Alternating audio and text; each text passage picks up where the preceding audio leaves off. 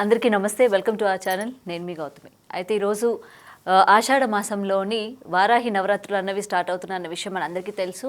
అయితే వీటి గురించి ఎవరెవరు ఏ విధంగా చేసుకోవాలి, అసలు పూజా విధానాలు ఏంటి, వీటన్నిటి గురించి అయితే మనం తెలుసుకున్నాం. అయితే ఇంకా మనకి తెలియని విషయాల గురించి చెప్పడానికి ఈరోజు మనతో పాటు ఉన్నారు ప్రముఖ జ్యోతిష్యులు బ్రహ్మశ్రీ నందిబట్ల శ్రీహర్ శర్మ గారు. ఆయనతో మాట్లాడదాం. నమస్తే గురుగారు. వాగర్థావివ సంపృక్తౌ వాగర్థ ప్రతిపత్తయే జగతః పితరౌ వందే పార్వతీ పరమేశ్వరౌ.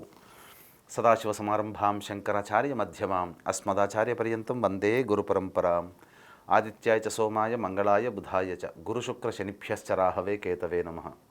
శృంగేరి పీఠాధిపతులకి, కంచి పీఠాధిపతులకి నమస్కారములు తెలియజేసుకుంటూ కార్యక్రమాన్ని ప్రారంభిద్దాం. గురుగారు, ఇప్పుడు ఆషాఢ మాసంలోని వారాహి నవరాత్రులు అన్నవి స్టార్ట్ అవుతున్న విషయం అందరికీ తెలుసు. అయితే ఈ వారాహి నవరాత్రులు అన్నవి ఎవరెవరు చేసుకోవాలి, ఎలా చేసుకోవాలి, ఆ పూజా విధానాలు ఏంటి అన్నీ కూడా బయట మనకు ఆల్రెడీ తెలుస్తున్నాయి వీడియోస్ ద్వారా. అయితే ఇప్పుడు రీసెంట్గా ఏంటంటే అసలు ఈ వారాహి అమ్మవారికి ఎటువంటి నైవేద్యం చేసుకుంటే త్వరగా మనం ప్రసన్నం చేసుకోవచ్చు, త్వరగా భక్తులు ఏ విధంగా ప్రసాదం చేసుకోవాలి, సో దీని గురించి కొంచెం వివరంగా చెప్తారా? ఇక్కడ గమనించాల్సినటువంటి అంశం ఏంటంటే, వీక్షించేటువంటి బిగ్ టీవీ భక్తి ప్రేక్షకులు కూడా ఈ యొక్క వారాహి నవరాత్రుల గురించి అనేక ప్రసార మాధ్యమాల ద్వారా తగినంత ఇన్ఫర్మేషన్ అంతా కూడాను ఇప్పుడు బయటికి వచ్చింది. అయితే ఇంకా రహస్యాంతర్గతమైనటువంటి శాస్త్ర అంతర్గతమైనటువంటివి, పురాణాంతర్గతమైనటువంటి విషయాలు కొన్ని ఉన్నాయి. అవి ఇప్పటి వరకు కూడాను ఎక్కడ ఎవరికి కూడాను తెలియపరచలేదు. అయితే ఈ యొక్క వీడియోని ఆశాంతం వీక్షించండి. సందేహాలు ఉంటే మళ్ళీ మళ్ళీ చూడండి, లేదా ఒకసారి లైక్ చేసుకొని పెట్టుకుంటే మీరు లైక్డ్ వీడియోలో ఎప్పుడు కావాలంటే అప్పుడు మీరు చూసుకోవచ్చు. ఈ అమ్మవారికి ఏ ఏ నైవేద్యాలు పెడితే చాలా సంతోషిస్తుంది, ఏ విధమైనటువంటి వస్తువులతో ధూపం వేస్తే చాలా సంతోషపడుతుంది, అలాగే ఈ అమ్మవారికి ప్రధానముగా దీపారాధన విషయంలో కూడా ఎలా చేయాలి అనేటువంటి విషయాల గురించి సమగ్రంగా మరియు క్లుప్తంగా ఈ యొక్క కార్యక్రమంలో మనం తెలుసుకుందాం. ముఖ్యంగా ఈ యొక్క ఆషాఢ నవరాత్రుల్లో భాగంగా, గుప్త నవరాత్రుల్లో భాగంగా ఈ యొక్క వారాహి నవరాత్రులని 2 రకాల విధానాలతో పూజ చేసుకుంటారు. ఒకరు సూర్యోదయం ముందు లేదా సూర్యాస్తమయం తర్వాత. అలాగే దీంట్లో ప్రధానమైనటువంటిది ఏంటంటే, ఎవరైనా కానీ సూర్యోదయం ముందు దంతధావనం చేస్తారు, కానీ సూర్యాస్తమయం సమయంలో పూజ చేసుకునే వాళ్ళు కూడా ఖచ్చితంగా దంతధావనమే చేసుకోవాలి. ఇక అఖండ దీపం పెట్టుకునే అలవాటు ఉన్న వాళ్ళు అఖండ దీపం పెట్టుకోవచ్చు, కలశం పెట్టుకునే వాళ్ళు కలశం పెట్టుకోవచ్చు, లేదా మామూలు చిత్రపటంలోనైనా కానీ ఈ యొక్క ఇంట్లోనైనా కానీ చేసుకోవచ్చు. చాలామందికి ఉండే సందేహం, ఇంట్లో చేయాలన్నా, తామస దేవత కాబట్టి దేవాలయంలో చేస్తే మంచిది అని అంటుంటారు. ఇంట్లోనైనా చేసుకోవచ్చు, కాకపోతే ఆధ్యాత్మికమైనటువంటి భావనము అలాగే దైవచింతనతో కనుక చేసుకుంటే ఎటువంటి దోషము లేదండి. కాబట్టి మనం పెట్టుకునేది చిత్రపటం, కాబట్టి ఆ చిత్రపటానికి మీరు ఆవాహన చేసుకొని చేసుకోవచ్చు. ఇక గమనించాల్సిన అంశం ఏంటంటే, అమ్మవారికి దీపారాధన. ఈ దీపారాధనలలో విశేషంగా అమ్మవారికి కందగడ్డతో చేసినటువంటి దీపారాధన చాలా విశేషము. కాబట్టి ఒక మంచి కందగడ్డను తీసుకొని దానికి దీపము ఏ విధంగా ఆకారం ఉంటుందో ఆ విధంగా కొంత తొలగించుకొని అందులో విప్ప నూనెతో కనుక దీపారాధన చేస్తే అమ్మవారి కటాక్షం చాలా సిద్ధిస్తుంది. అంటే ఆ దీపం వెళ్తున్నంత వరకు అమ్మవారి యొక్క ఆవాహనం అక్కడ ఉండి తీరుతుంది అని చెప్పవచ్చు. ఇక గమనించుకున్నట్లయితే ప్రతిరోజు కూడా ఈ యొక్క పూజలో భాగంగా గణపతి యొక్క పూజ చేసుకొని, గణపతి యొక్క అనుగ్రహం తీసుకొని పంచోపచారాలు కానీ లేదా షోడశోపచార విధానంగా ఈ యొక్క పూజాది కార్యక్రమాలు చేసుకోవచ్చు. అయితే ఇక్కడ ప్రధానంగా అమ్మవారికి ఎటువంటి పుష్పాలతో అర్చించాలని చెప్పిందంటే శాస్త్రము, నీలిరంగు పుష్పాలతో అర్చించవచ్చు, లేకపోతే నీలిరంగు చామంతి పుష్పాలతో కానీ అర్చన చేయవచ్చు. అలాగే అర్చనలో భాగంగా విప్ప పూలతో కూడా అర్చన చేయవచ్చు. ఇక ఈ అమ్మవారికి అష్టోత్తరము అయిన తర్వాత విధిగా ఈ యొక్క లలితా సహస్రనామ పారాయణం చేయాలి. ఇక దీంతో పాటుగా అమ్మవారికి 12 నామావళులు ఉన్నాయి. 12 నామాలు అమ్మవారికి చాలా ప్రీతికరం. కాబట్టి 12 నామాలని మీరు విధిగా వీలైతే ఆ అష్టోత్తర పూజ అయిన తర్వాత 108 సార్లు కానీ, లేకపోతే 54 సార్లు కానీ, 41 సార్లు కానీ, కనీసం హీనపక్షంలో 27 సార్లు కానీ జపం చేసినట్లయితే అమ్మవారి కటాక్షము అతి శీఘ్రంగా కలుగుతుంది. ఈ అమ్మవారు సాక్షాత్తు లక్ష్మీ స్వరూపము.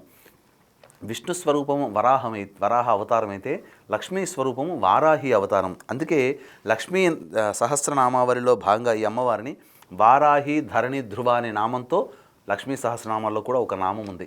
ఇక అమ్మవారి యొక్క రథచక్రం పేరు కిరిచక్రము. అంటే 1000 వరాహములు లాగుతూ ఉండగా అమ్మవారు ఆసీనురాలై ఆ రథంలో ఉంటుంది.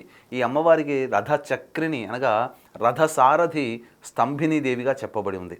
అయితే ఇక్కడ గమనించాల్సిన అంశం ఏంటంటే, ఈ అమ్మవారికి సంబంధించినటువంటి 9 రోజుల పూజ చేసుకుంటారు. వ్రతోద్యాపన కొంతమంది 14వ తారీఖు అంటున్నారు, కొంతమంది 15వ తారీఖు అంటున్నారు. మరి ఏ రోజుల్లో చేసుకోవాలనే ఆలోచన కూడా చాలామందికి ఉంది. అయితే సూర్యాస్తమయం తర్వాత పూజ చేసుకునే ఆచారం ఉన్నటువంటి వాళ్ళు 14వ తారీఖు రోజున ఉద్యాపన చేసుకోవచ్చు. సూర్యోదయం తర్వాత అనగా సూర్యోదయం కంటే ముందే ఉద్యాపన చేసుకునే వాళ్ళు 15వ తారీఖు రోజున ఈ యొక్క వ్రత ఉద్యాపన చేసుకోవచ్చు. ఇక ముఖ్యంగా గమనించుకున్నట్లయితే ఈ అమ్మవారికి ప్రధానంగా నైవేద్యముగా ఈ యొక్క కార్యక్రమాన్ని ఆశాంతం వీక్షించండి. ఒక్కొక్క రోజు ఒక్కొక్క అమ్మవారిని ఒక్కొక్క రూపంలో మనం కొలుస్తాం. ఎందుకనంటే ఈ 9 నవరాత్రుల్లో భాగంగా ఈ వారాహి నవరాత్రుల్లో వారాహి అమ్మవారిని ధూమ్ర వారాహి, కిరాత వారాహి, స్వప్న వారాహి, శ్వేత వారాహి, దండిని వారాహి, ఉన్మత్త వారాహి, ఇలా అనేక రకాలైనటువంటి రూపములతో ఒక్కొక్క రోజు ఒక్కొక్క విధంగా మనం కొలుస్తూ ఉంటున్నాం. కాబట్టి ఒక్కొక్క రోజు ఒక్కొక్క రకమైన నైవేద్యం పెట్టాలి. కానీ ఖచ్చితంగా ప్రతిరోజు ఉండవలసినటువంటి నైవేద్యంలో పురాణాంతర్గతంగా చెప్పబడినవి ఏంటంటే కందగడ్డలు, చిలకడ దుంపలు, దానిమ్మ గింజలు, బెల్లం పానకం మరియు పనసపండు, అలాగే ఈ సంబంధించినటువంటి తేనె, ఆవు నేతి, ఇలాచి పొడితో చేసినటువంటి నువ్వుల లడ్డూలు, ఇవన్నీ కూడా ఖచ్చితంగా అమ్మవారి యొక్క నైవేద్యంలో ఉండి తీరాలి. ఇక ఈ అమ్మవారికి వేసేటువంటి ధూపము, ఎందుకనంటే శివో అభిషేక ప్రియ, విష్ణు అలంకార ప్రియ, అమ్మవారు ధూపముతో ప్రియత్వాన్ని పొందుతుంది. కాబట్టి అమ్మవారికి ధూపంగా మనం సాధారణంగా అగరబత్తీలు లేకపోతే హారతి కర్పూరం ఇచ్చేదానికంటే ఇప్పుడు నేను చెప్పబోయేటువంటి వస్తువులు అయితే మీకు సాధారణంగా ఇళ్లలో దొరుకుతాయి.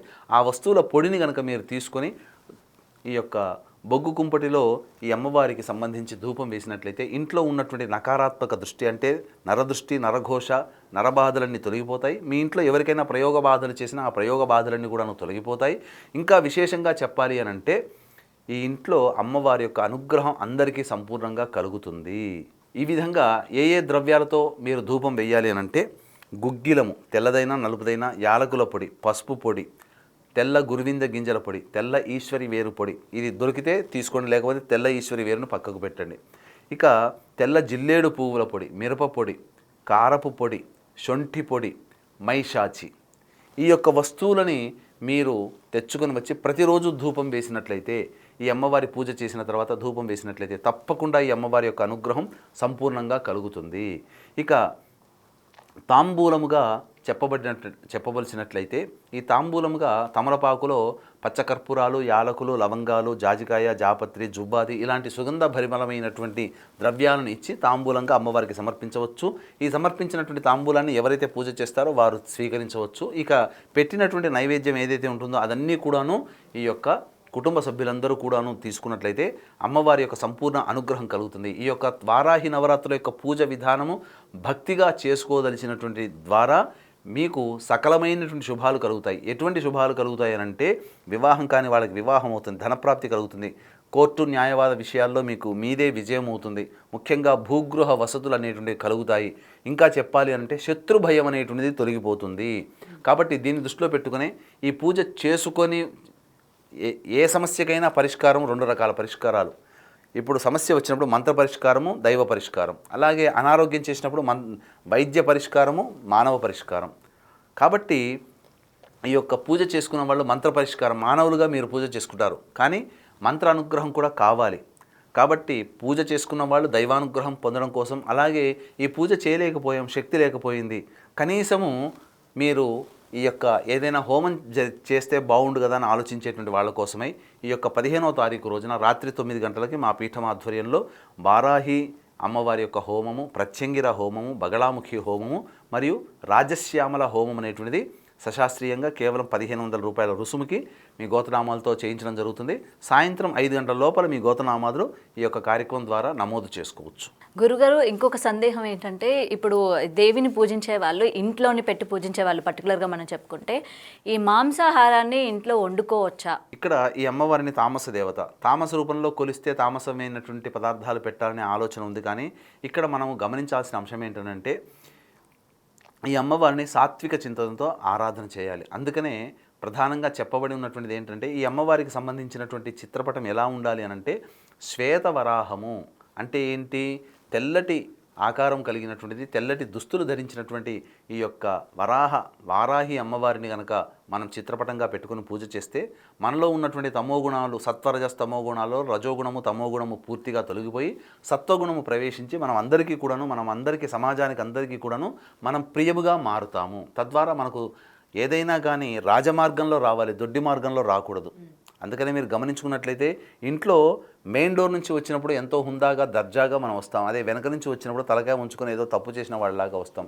కాబట్టి తామస రూపంలో కనుక ఆరాధన చేసేటువంటి వాళ్ళు, అనగా వీర ఆరాధన లేకపోతే వామాచారంలో కౌళాచారంలో ఆరాధన చేసేటువంటి వాళ్ళు చాలా జాగ్రత్తలు పాటించి చేసుకోవాలి. కాబట్టి ఇవన్నీ ఎటువంటి జాగ్రత్తలు లేకపోయినా కనీసం దైవ చింతనతో, ఆధ్యాత్మిక భావనతో సామాన్య మానవులు కూడా ఈ యొక్క దక్షిణాచారముగా అనగా సాత్వికమైనటువంటి దేవతగా మరి కనుక పూజ చేసుకున్నట్లయితే చాలా మంచి జరుగుతుంది. ఇంకా చెప్పాలి అనంటే ఈ యొక్క 9 రోజులు జరుగుతున్నంత వరకు బ్రహ్మచర్య వ్రతాన్ని పాటించండి, అబద్ధాలు ఆడకండి, మౌనంగా ఎక్కువసేపు ఉండండి, కటిక నేలపైన నిద్రించే స్థితి ఉండండి, ఒక్క పూట భోజనం మాత్రమే చేసేటువంటి విధంగా ఉండండి. ఈ విధంగా చేసినట్లయితే తప్పకుండా మీరు ఏ సంకల్పం కోసమైతే అమ్మవారిని ఆరాధన చేస్తున్నారో ఆ సంకల్పం అచిరకాలంలో నెరవేరుతుంది అని చెప్పడంలో ఏమాత్రం సందేహం లేదు. అటు మగవారు కానివ్వచ్చు, లేకపోతే ఆడవారు కూడా ఇదే నియమాన్ని పాటించాలంటారా? అవునమ్మా, ఆడవారైనా మగవారైనా అందరూ కూడా ఇదే నియమాన్ని పాటించుకుంటూ చేస్తే చాలా మంచిది.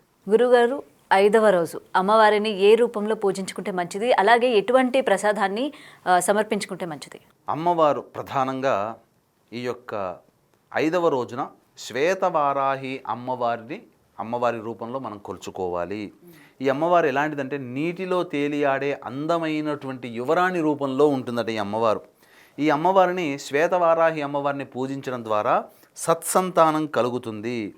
ఇక్కడ కొన్ని పురాణాల ప్రకారము రామునిచే శిలగా మారబడినటువంటి వైశ్రవుని యొక్క కుమార్తె ఈ శ్వేతవారాహి అని మనకు పురాణాలు చెప్పబడుతున్నాయి.